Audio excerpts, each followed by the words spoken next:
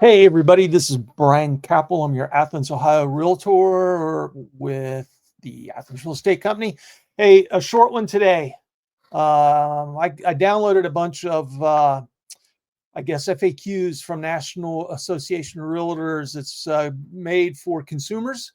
So I'll be doing, I guess, sort of a unofficial small series on these things. Number one here, consumer guide, 10 questions to ask a buyer's agent. Listen, it doesn't matter if you are an experienced or a first-time home buyer, you need to be asking these questions. Number one, it's asking, are you a realtor? So I am, and I think it's a good thing if you ask them, just because, like it says right here, when you work with an agent that's a realtor, um, you are working with a professional that's guided by ethical duties under the National Association Realtor Code of Ethics, right? So, including the pledge to protect and promote the interests of clients. I work for you. My broker would work for you. What types of services can you provide? That's another good one, right? You want to know what I can do. So, just like this says, we offer many types of services, such as finding you homes, no duh, that meet your criteria. I will go to showings with you. I will give you a market report for any area that you are looking in. I can give you a school report for the school district that's in any area that you're looking for. Um, the biggest thing is, though, whenever you are wanting to put an offer in on a house, my biggest job for you is to figure out what is a good pricing strategy for you, right? Because, you need me so you can make some informed decisions. That's my job. And number three, how well do you know the markets where I'm searching for a home? That's another big one, right?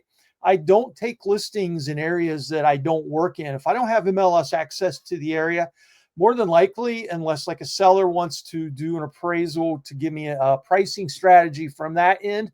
But same thing for buyers, right? When I represent buyers agents, if it's too far out of my area, I'm going to tell you, and I'm going to tee you up with another realtor that is going to be more familiar with whatever area that you're looking in. It does, service for me to represent you if I don't know that market area.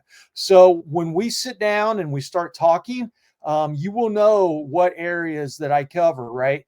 And listen, I cover a big swath of Southeast Ohio, so more than likely I'll be able to help you. Do you have experience working with buyers in my situations? That's another good one, right? Listen, are you selling a house? Do you have a home sale contingency? Are you a VA buyer that's using a VA loan? Is it a trust? There's a lot of different moving parts. Another big one to ask, do you have experience, right? Can you tell me your approach to scouting for properties? So that's another big question. One of my first approaches that I do, I'm in two different MLS systems. So I will tee you up a client portal in both of those MLS systems. And listen, they cover a huge area. So what I do when I do that, I go in, if you're looking for a home, if you're looking for vacant land, I put in your minimum and also your max pricing that you're looking for. I do acreage, square footage for acreage, square footage for a house, 3-bedroom, 2-bath, doesn't matter. I'll do the parameters. That's the very first thing that I will be doing as far as the approach to help you. Those client portals, I set it up so that every morning you get a new email of any listings that match those parameters. Okay. I do it all the time, and I've had a lot of good success with that. Number 6, what will be included in our written buyer agreement? Listen, these things are brand new. I'm going to actually be doing a video on written buyer agreements. So what is included in that? So once you're working with your agent and before you tour a home, before I can show you any property, I am required to do this written buyer's agreement. Okay. So just like this says, it outlines the services that I will provide you and what you will be paying for those services. Like it says, these agreements are fully negotiable. Okay. Number 7, how long will we work together? So that one is also covered in the written buyer agreements. Typically, whenever I do the written buyer agreements, if we're looking at one property for the day, I am doing a buyer's agency agreement for that property only. If we're looking at 5, I will list all 5 addresses inside that written buyer's agreement. So if we do nothing after looking at that property, that written buyer's agreement is void the way I do it. Okay.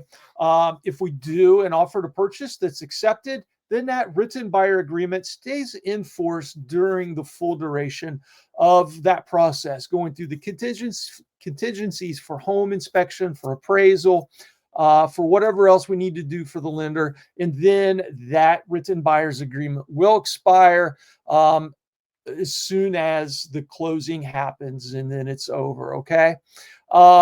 Number 8, what are my options for working with you? So this is another big one. Okay.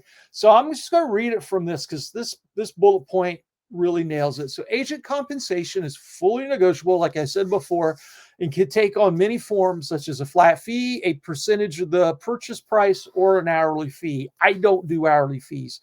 I don't know what my time is worth per se when it comes down to that. I know my time is worth some type of compensation. I feel like I bring a lot to the table. Hourly fee, I don't do those. So the written buyer's agreement also contains the amount of compensation that you agree on.